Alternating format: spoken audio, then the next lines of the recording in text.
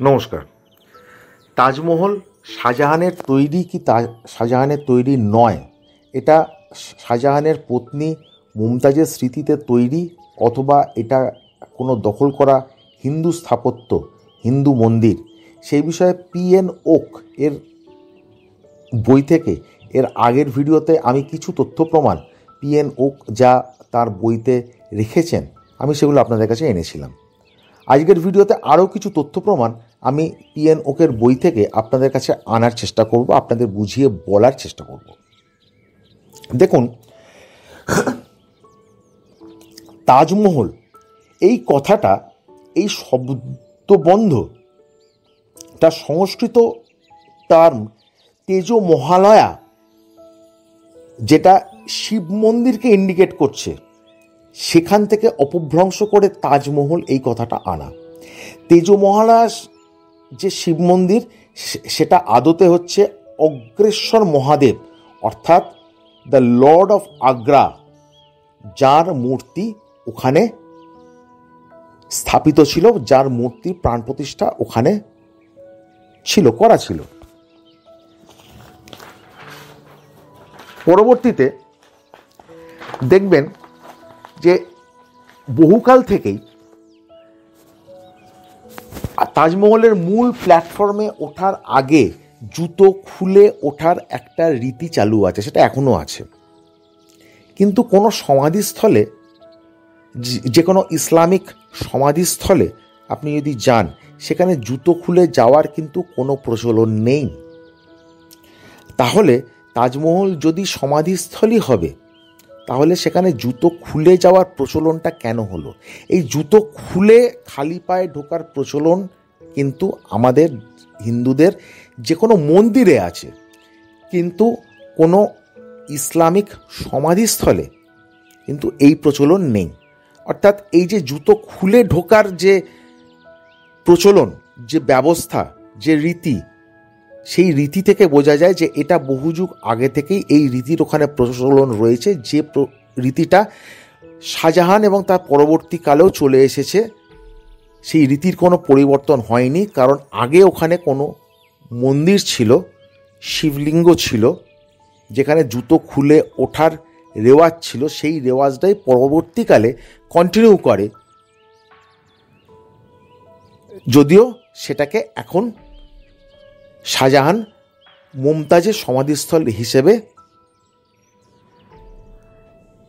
নাম দিয়েছেন। যারা ওখানে গেছেন তারা দেখবেন যে বেসের যে স্ল্যাবটা মার্বেলের, the base slab of the cenotaph is the marble basement in plane white, একদম প্লেন সাদা পাথর, while its superstructure and the other three cenotaphs on the two floors are covered with inlaid creeper designs. This indicates that the marble pedestal of the Shiv idol is still in place and Mumtaz cenotaphs are fake. অর্থাৎ এখানে যে পাথর যেটা ব্যবহার করা হয়েছে, পাথরের কাজ এবং পাথরের কোয়ালিটি ইত্যাদির একটা বিশেষ ফারাক দেখা যাচ্ছে, যে ফারাকটা পুরো তাজমহল যদি একসঙ্গে তৈরি হতো এবং মুমতাজের সমাধিস্থল হিসেবেই যদি সেটা তৈরি হতো, তাহলে কিন্তু সেই ফারাকটা হওয়ার কথা নয়। কিন্তু এখানে সেই ফারাকটা রয়েছে। এখানে ইতিহাসবিদ পিএন ওক যেটা মনে করছেন যে প্রথমে কোনো ফারাক ছিল না এবং ওখানে শিবলিঙ্গ প্রতিষ্ঠিত ছিল, এবং পরবর্তীকালে সেই শিবলিঙ্গকে হয় চাপা দেওয়া হয় অথবা শিবলিঙ্গকে উপড়ে ফেলা হয়, এবং সেই চাপা দেওয়ার জন্যে যে পাথর বা উপড়ে ফেলার জন্য যে পাথর, সেই পাথরের সঙ্গে অরিজিনাল পাথরের একটা পার্থক্য হয়ে যায়। এবং উনি মনে করছেন মুমতাজ সেনোটাফস আর ফেক, অর্থাৎ ওখানে মুমতাজের কোনো সেনোটাফই নেই। এটা উনি কেন বলছেন আমরা এর পরের ভিডিওর আলোচনাতে আমরা আসব। প্রসঙ্গত এইটুকু আপনাদের বলে রাখি যে মুমতাজের সমাধিস্থল কিন্তু একটা নয়, দুটো। একটা আমরা যেটাকে তাজমহল বলে জানি, সেখানে নাকি মমতাজের সমাধিস্থল আছে, এবং তাজমহল থেকে আরও অনেকটা দূরে, প্রায় 600 মাইল দূরে বুরহানপুর বলে একটা জায়গা আছে, সেখানেও মমতাজের সমাধিস্থল দেখা যায়।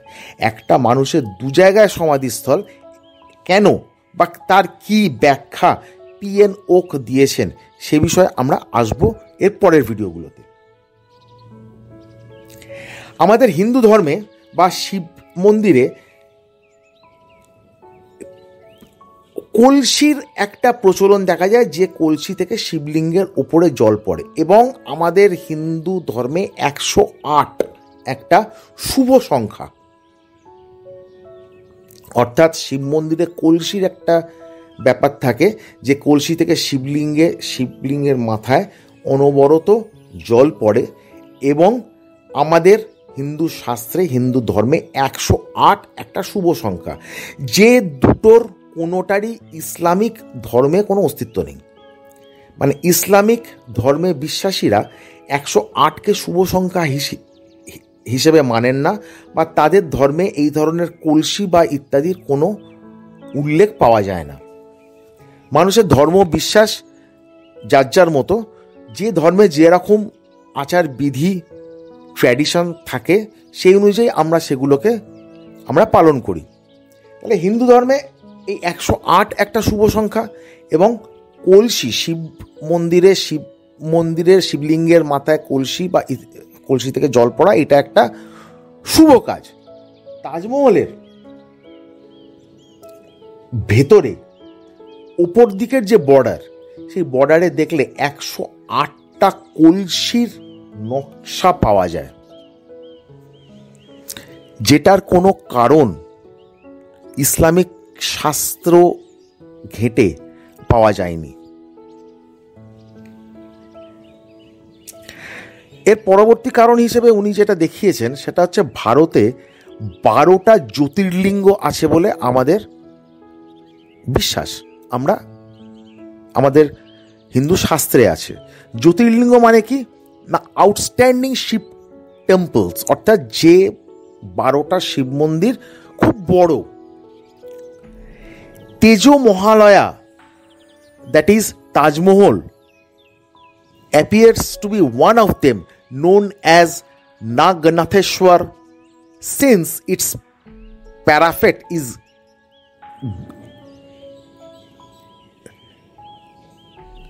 girdled with naga, that is cobra figures. আমরা জানি শিব মহাদেব, তিনি তার যে কোনো ছবি দেখলে আমরা সাপের ছবি দেখতে পাই, অর্থাৎ মহাদেবের সঙ্গে সাপের একটা বিষয় আছে।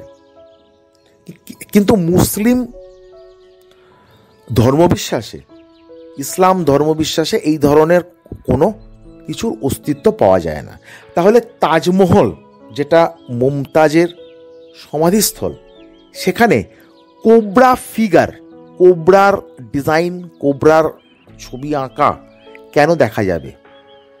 অর্থাৎ এই থেকে পিএন ওক মনে করছেন যে এটা অতীতে কোনো হিন্দু মন্দির ছিল, এবং উনি স্পেসিফিক্যালি বলছেন এটা শিব মন্দির ছিল, যেটা শাহজাহান ক্যাপচার করে মমতাজের সমাধিস্থলে এটাকে রূপান্তরিত করেন।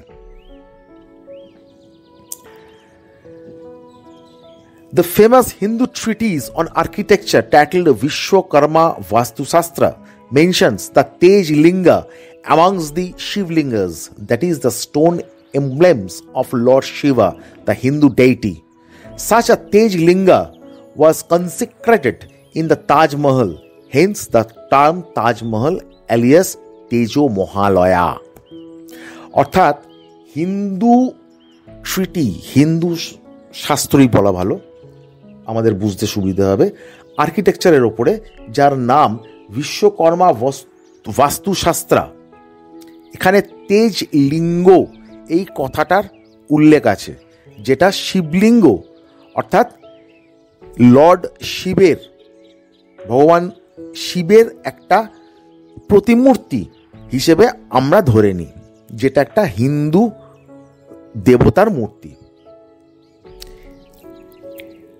সেই তেজলিঙ্গ স্থাপন করা হয়েছিল, যেখানে তার নাম তাজমহল। সেইটার আদত নাম ছিল তেজ মহালয়া, যেখান থেকে অপভ্রংশ করে তাজমহল এই কথাটা এসছে। এর সঙ্গে মুমতাজের সমাধির কোনো সম্পর্ক নেই। এটা শাহজাহান হিন্দুদের কাছ থেকে দখল করে পার্মানেন্টলি হিন্দুদের এখান থেকে বেদখল করার জন্যে তার পত্নী মুমতাজের সমাধিস্থল হিসেবে এটাকে দেখানোর চেষ্টা করেছেন। এটা পিএন ওকের মতে।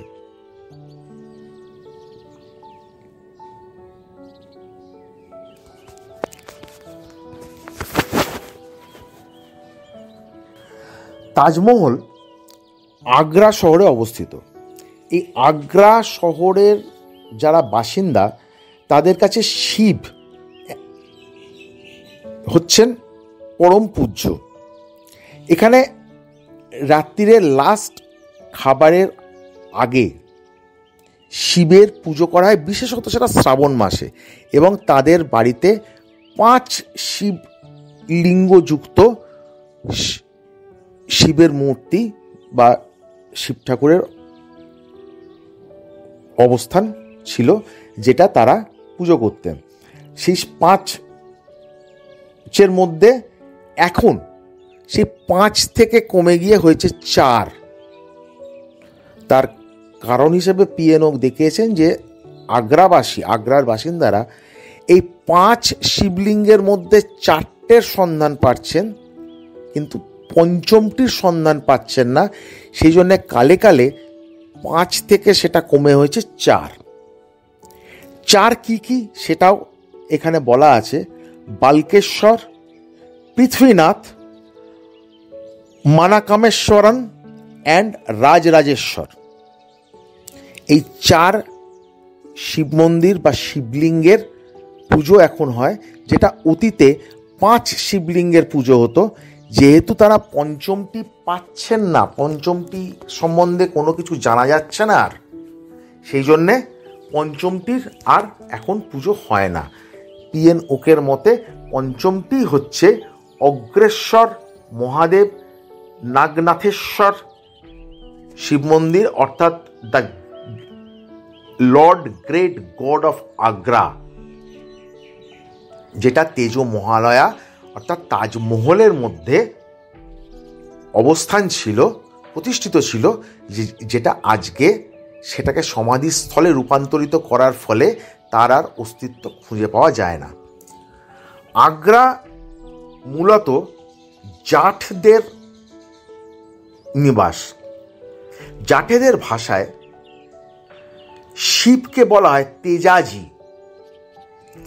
The illustrated weekly of India 28 June 1971 এখানে মেনশন করছে, এখানে বলছে the Jats have the Teja mandir, that is Teja temples. জাটেদের তেজা মন্দির ছিল।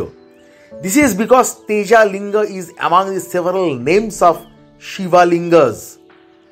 From this it is apparent that the Taj Mahal is Tejo Mahalaya, the great abode of Tej. জাঠেরা ওখানে আগ্রাতে জাঠেদের বসবাস, জাঠেদের প্রাধান্য ছিল বেশি, এবং জাঠেদের ভাষায় মহাদেব শিবের নাম হচ্ছে তেজাজি, এবং এই তেজাজি থেকে তেজ মহালয়া এই নামের উৎপত্তি বলে মনে করা হচ্ছে। আজকের পর্ব এই অবধি। পরবর্তী পর্ব নিয়ে আমি আবার খুব শীঘ্রই আপনাদের সামনে আসবো।